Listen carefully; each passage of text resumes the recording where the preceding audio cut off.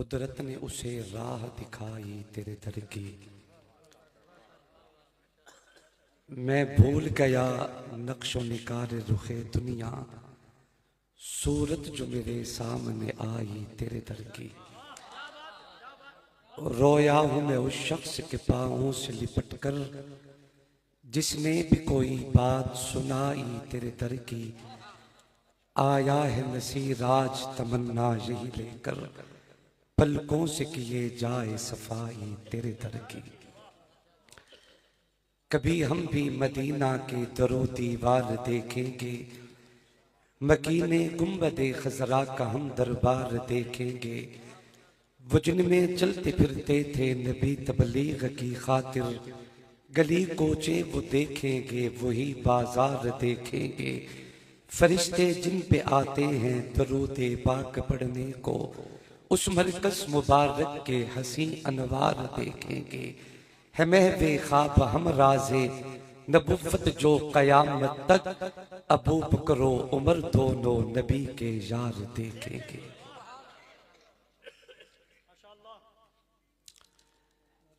बाज चीजें खुसूसियात नबुव्वत हुआ करती हैं।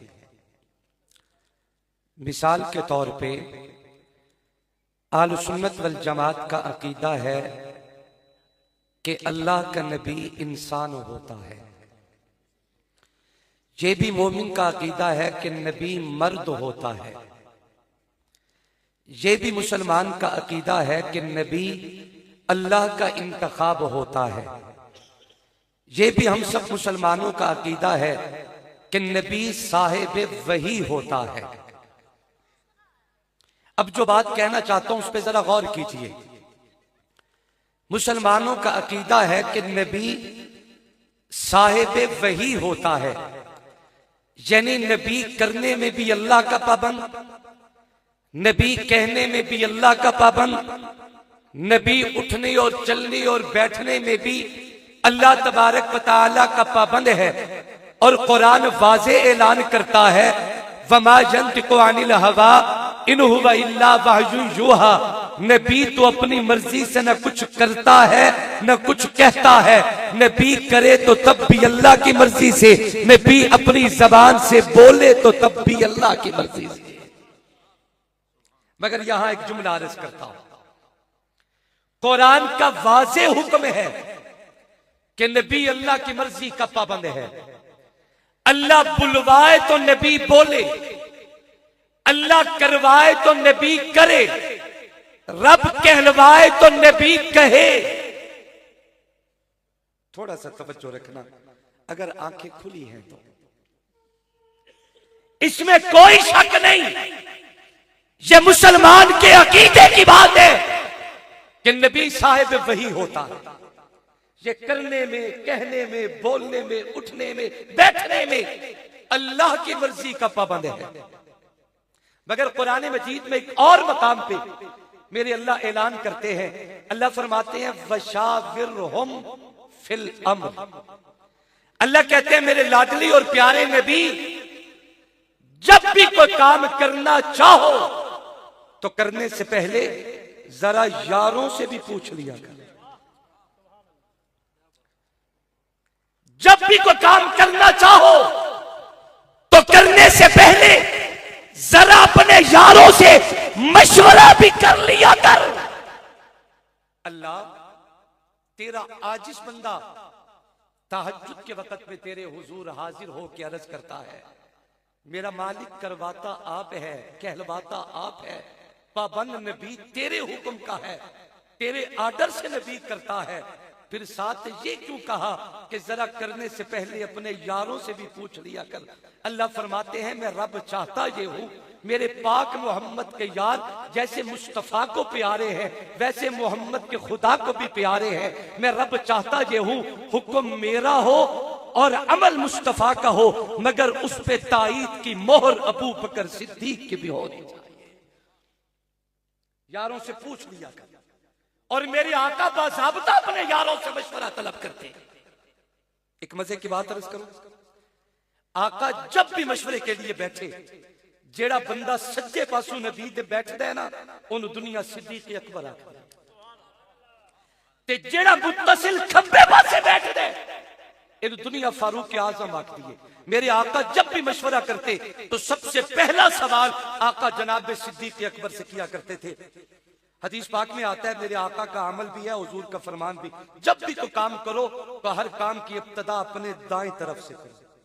ये नबी की सुन्नत है। आका हर अमल अपनी दाएं तरफ से करते। मैं बड़ा सोचता था कि आखिर ऐसा क्यों है, मेरे आका हमेशा दाएं तरफ से काम का आगाज क्यों करते हैं। तो मैं इस नतीजे पे पहुंचा, चूंकि अबू बकर सिद्दीक जो नबी की दाहिनी जानिब होते हैं, आका अबू बकर से शुरू करते और मेरे आका बाज़ाब्ता अपने यारों से मशवरा तलब करते। पहला सवाल मेरे आका जनाब सिद्दीक अकबर से किया करते थे। तवज्जो करना खानपुर वालों, आका ने जब भी अबू बकर से पूछा, अबू बकर बताओ ये काम कैसे किया जाए। सिद्दीक अकबर का मिजाज था नबुव्वत के सवाल पे निगाह उठाना और नबुव्वत का चेहरा देखना। आका का चेहरा देख के अबू बकर अपने दिल की बात करते। नतीजा ये निकलता कि जो अबू बकर कहते वो नबी के दिल की बात होती थी। मैंने एक रिवायत पढ़ी, आप तड़प जाएंगे। मेरे आका फरमाते सारी जिंदगी में कभी भी ऐसा नहीं हुआ कि अबू बकर की राय मुझ मोहम्मद की राय से मुख्तलिफ हुई हो। यानी जो बात अबू बकर की जबान पे आती थी वो नबुव्वत के दिल की बात होती थी। वजह क्या है, राज क्या है, सबब क्या है, मैं इस नतीजे में पहुंचा। मेरी आका ने जब भी जनाब सिद्दीक अकबर से सवाल किया है, हजरत अबू बकर सिद्दीक ने निगाह उठा के नबुव्वत का चेहरा देखा है। गोया कि मेरा विस्तार कहते अल्लाह के नबी के दिल का हाल पैगंबर की पेशानी पे लिखा हुआ नजर आता था। नबी के दिल की बात नबी की पेशानी से नजर आ जाया करती थी, मगर नबी के दिल का हाल पैगंबर की पेशानी पे लिखा हर किसी को नजर नहीं आता। नबी के दिल का हाल पैगंबर की पेशानी पे लिखा देख के पढ़ने के लिए रब ने निगाह भी अबू बकर सिद्दीक को अता फरमाई है। आका पूछते बता अबू बकर ये काम कैसे किया जाए। सिद्दीक निगाह उठाते, नबुव्वत का चेहरा पढ़ते, फिर अबू बकर कह देते। नतीजा ये निकलता कि जो सिद्दीक कहते वो नबी के दिल की बात। मेरे स्टेज पे उलमाए किराम का झुरमट है और मेरे मसलक के बड़े बड़े सितारे मौजूद हैं। तवज्जो रखना, आका अबू बकर से पूछते ये काम कैसे करे। सिद्दीक का मिजाज था निगाह उठाना। आका दूसरे नंबर पे जनाबे उमर से पूछते, उमर तू बता ये काम कैसे करे। उमर का मिजाज था निगाह झुकाना। अबू बकर निगाह उठा के मनशाए मुस्तफा देखता है, उमर निगाह झुका के मनशाए खुदा देखता है। यही वजह है अबू बकर हर वो बात करता है जो नबी के दिल की बात होती है। उमर जब भी बोलता है उमर की बात हमेशा खुदा की बात होती है। ए वखरे हन ताई तक गुंबद खजरा दे विच सुते पे हजरत जी देख के आए हैं। मेरे आका ने फरमाया मा बैना बैती व मिंबरी रौज़तुम मिन रियाज़िल जन्ना। अगर थोड़ी सी तवज्जो करी तो मैं एक जुमला अर्ज करता हूं। आज मैंने बिला तमहीद और बिला खुतबा अपनी गुफ्तगू शुरू कर दी। तवज्जो करना, मेरे पाक नबी ने फरमाया कि ये मेरा घर, ये मेरा मिंबर और ये दरमियान का हिस्सा, ये सारा जन्नत है। बोलो क्या है, क्या है, थोड़ा जोर से बोले ये क्या है।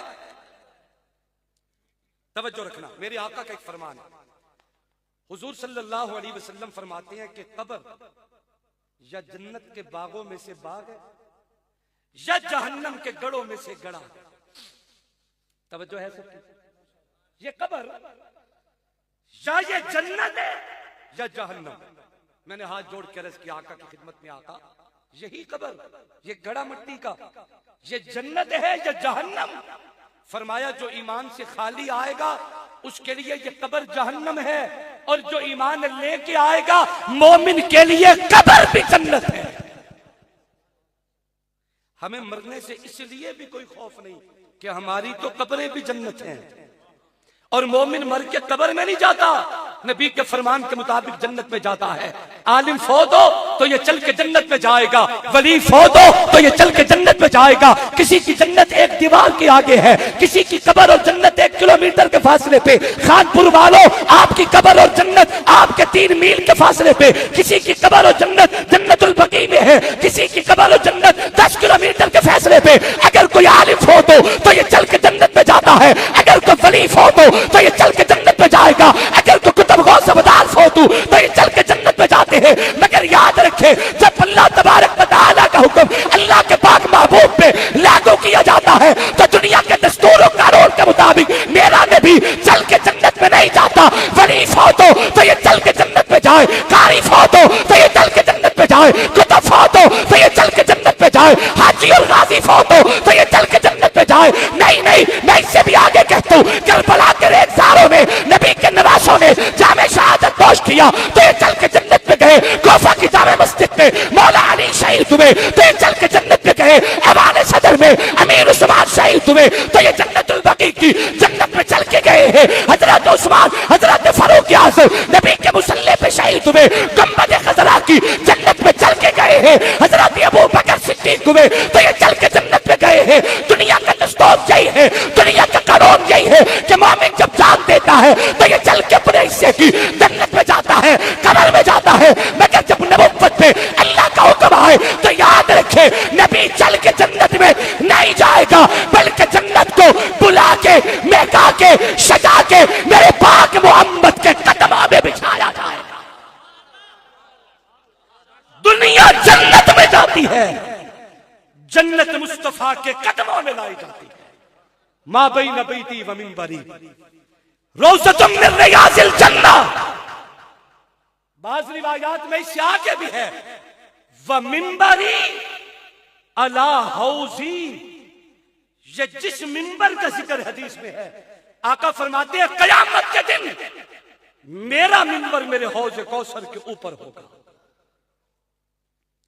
कयामत में मेरा मिंबर मेरे हौज़ कौसर के ऊपर।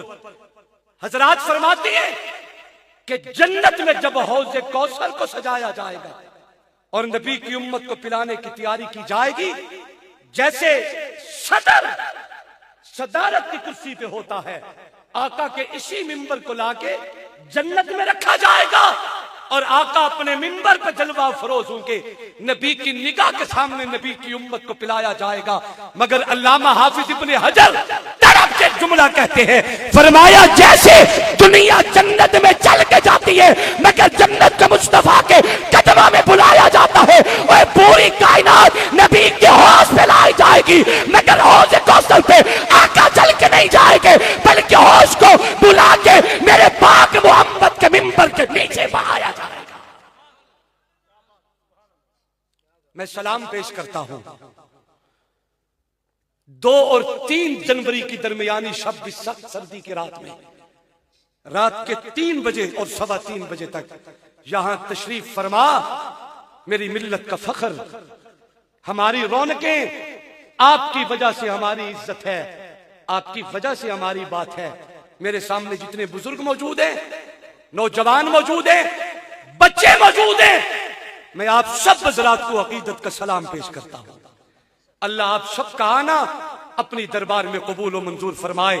जितने हजरात स्टेज की रौनक हैं, बिलखुसूस शेख तफसीर वल हदीस, पीर तरीकत, यादगार असलाफ, अजीम और आला निस्बतों के अमीन हजरत अक़दस हजरत मौलाना क़िबला पीर मुफ्ती हबीबुर रहमान दरखास्ती दामत बरकातुहुल आलिया, हजरत अक़दस हजरत मौलाना मुफ्ती असअद दरखास्ती साहिब ज़ीदा मजदूहू, हजरत मौलाना पीर रहमतुर रहमान दरखास्ती साहिब, हजरत अक़दस हजरत मौलाना नसीम अहमद सिद्दीकी साहिब, कहां कहां तक किस किस का नाम लूंगा। इनकी पूरी टीम जिन्होंने शब रोज मेहनत करके ये खूबसूरत इज्तिमा सजाया, ये सन 2026 का यादगार इज्तिमा रहेगा। अल्लाह मेरी आप सबकी हाजिरी अपनी दरबार में कबूल व मंजूर फरमाए। मेरी मिल्लत का फख्र, मेरे स्टेज की जीनतें और मेरे मसलक के खूबसूरत सितारे इंशाअल्लाह आप हजरात सुनेंगे, झोलियां भर के जाएंगे। अल्लाह मेरी आप सबकी हाजिरी कबूल फरमाए। आखिर दावाना अनिल हम्दुलिल्लाहि रब्बिल आलमीन।